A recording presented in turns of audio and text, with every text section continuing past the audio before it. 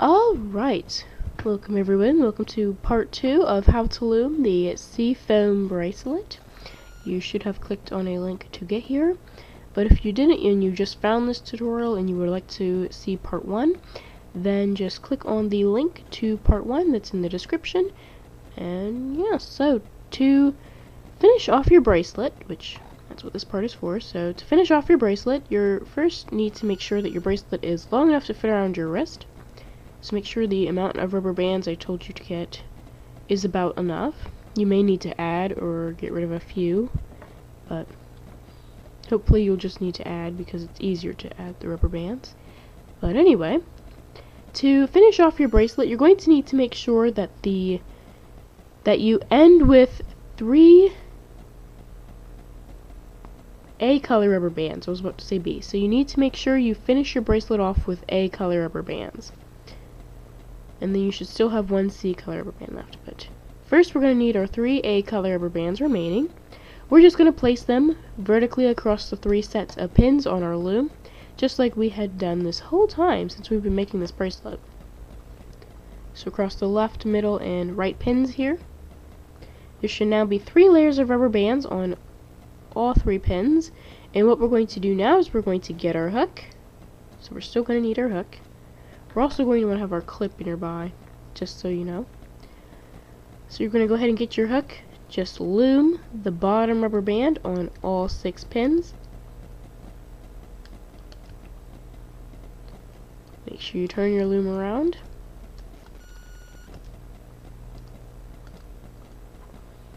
Alright, then you're going to do the same thing again. You're just going to go through, loom the bottom rubber band on all 6 pins again. And this bottom rubber band should be a B color rubber band. So you're still going to go through and loom the bottom rubber band. Now there should be 1 layer of rubber bands on all 6 pins. So there should only be 3 rubber bands on your loom right now. What we're going to do next is pretty simple. What we're going to do is we're going to get all of the rubber bands that are here on our loom onto 2 pins. And we're going to bring them all onto this middle pin. So these 2 middle pins, the bottom and the top middle pin. So to start, we're going to go ahead and grab so we're going to start here on the bottom. We're going to grab the rubber band here on the bottom left pin with our hook. Very carefully pull it off of the pin and move it over to the bottom middle pin. Now we're going to do the same thing here on the right. So get your hook, grab the bottom, or grab the only rubber band, on the bottom right pin. Very carefully pull it off with your hook and move it inwards to the middle, so the bottom middle pin. Now we're going to do the same thing here on the top. We're going to grab the only rubber band here on the top left pin. We don't need to turn our loom. Just go ahead and carefully take it off your loom and move it to the middle, so the top middle pin. And lastly, you're going to go ahead and grab the the only rubber band on the top right pin and carefully pull it off and move it into the middle, top middle pin. And there you go. So once you've done that there, now you're going to want to have your clip nearby. You're going to get your last rubber band that you need, your last C color rubber band. Stretch it across these 2 middle pins vertically.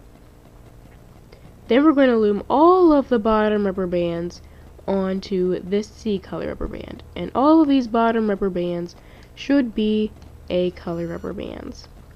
Just make sure you do this on both pins. Just turn your loom around. Alright. And now what we're going to do is we're going to need to turn our monster tail back around so the red dot is back on the left. And what we're going to do is get this rubber band onto 1 pin on our loom. So we just get our hook, grab the rubber band here on the bottom middle pin, carefully take it off and move it up to the top middle pin. That's it. Now what we're going to do is get our clip and attach it to these two little layers on this one pin, and this one pin should be the only pin on your loom with rubber bands on it. So you just go ahead and get your clip and attach it. Should be pretty easy. If you need to take your hook and stretch these rubber bands out, then you can do that. But once your clip is on this rubber band here, you can take the rubber band off your loom,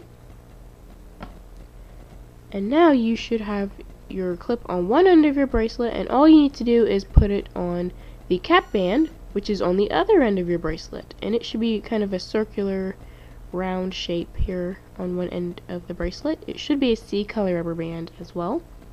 You can take this cap band here and stretch it across 2 pins on your monster tail, so on your loom, and then attach the clip to it, which that is recommended because it's easier. Just take the clip and attach it. See, that was really easy. And then you can take this off, and the other way to put the clip onto the cap, or get the clip on the cap band, is just simply put it on.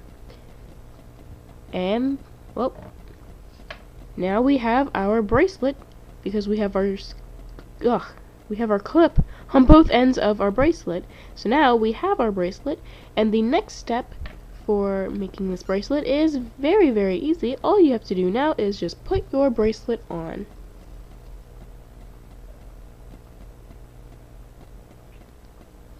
And bam! So as you can see here, I am now wearing my sea foam bracelet, and hopefully you are as well. And well, now it's time for the outro. So, I would like to thank you for watching my tutorial. Hopefully it showed you how to make the sea foam bracelet successfully, and hopefully now you are wearing your bracelet and enjoying it. And also, other thing I need to say is, with double layered bands, this bracelet looks okay, but when you use like just regular rubber bands, the bracelet tends to do this here. But all you have to do to fix this is just find the C color rubber band inside of the bracelet and just kind of pull on it, and this should kind of squeeze the 3 little what is it called, mixed fish bracelets together. So you just go in there, you find the C color rubber band, grab it, come on,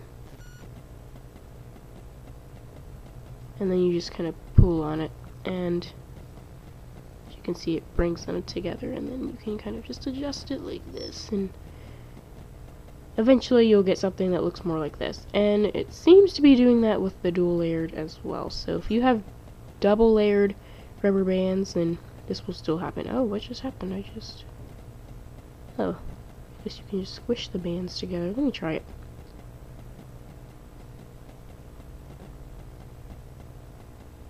Oh, you can just squish the 3 singles together. It takes a little while, so you have to... Yeah. But anyway, that's pretty much all I have to say for this tutorial. Other than, thanks for watching, and bye!